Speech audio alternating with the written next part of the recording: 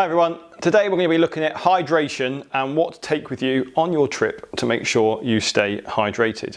So we've got a few things on the table here that we're going to take a look through and look at the pros and cons of the different things that we've got here. So to start with, we're going to look at the standard platypus camelback style bag with a tube. Now these are great to take with us on expedition because it allows us to have them in our bags, to keep walking and to be able to drink on the move whenever we want. The disadvantages of them though are that there's several disadvantages. The main one is that I always find is people always think that they're drinking a lot when they're using one of these because they're constantly putting the tube in their mouth. But when they get to a lunchtime stop or the end of the day and they pull it out their bag and they realise that actually they've only been sipping on it and they actually haven't really taken on that much fluid on the trip. Now bearing in mind you're going to be wanting to take in 2-3 litres a day on your trip, you want to actually see that you're drinking that. So that's one of the disadvantages of this style of thing. Not saying don't take them, but you know, it's good to have something else as well. The other disadvantages of these are that if something was to break whilst you were away, you're not then going to be able to fix it. So for example, should the tube break and you haven't got a spare one, then your whole drink system is going to be useless for the rest of your trip. So you really always need to have a backup.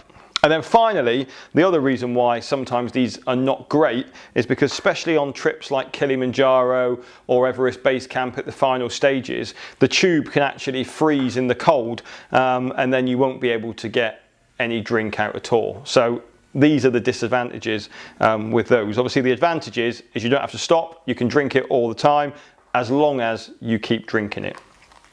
Next up is the standard bottle. Again, these are great, they're robust, you won't break them, they've got a nice wide mouth on it to drink from, and when you take it out of your bag you can see how much you've drank each time in it.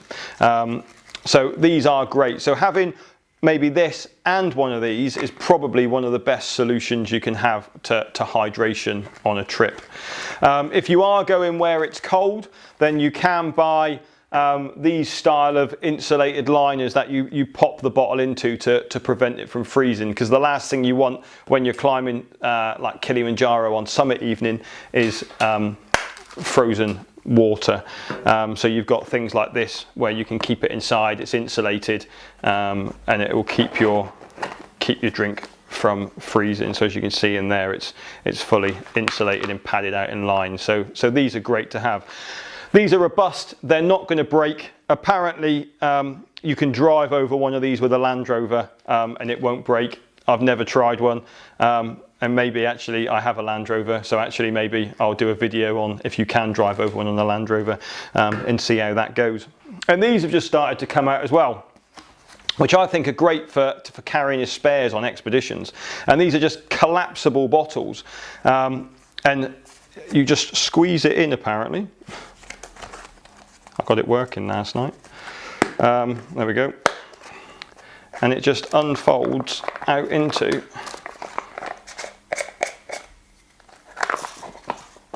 a bottle like so. And I think these would be really good as carrying as a spare, or if space is, you know, if you're struggling to take space out with you, actually having two of these in your bag that you can open up is great. Now, whilst we're on the subject of hydration, we also need to think about that where we're going to be getting the water from. We're not going to be getting mineral water from everywhere on the mountain, so we are going to need to take some chlorine tablets with us to treat the water that we're using, to make sure we don't get any nasty tummy bugs whilst we're away. So make sure you're carrying chlorine tablets with you. And the other thing as well is if you just try drinking water once you've chlorinated it before you go away, because actually most people don't try it, and when they get there they find that actually the taste is horrible and they can't drink it. Well, you need to be drinking 2 to 3 litres a day. So the other option and the other thing that I suggest that people take with them is actually like the little pots of Robinson's fruit drink that you just put a couple of drops into it.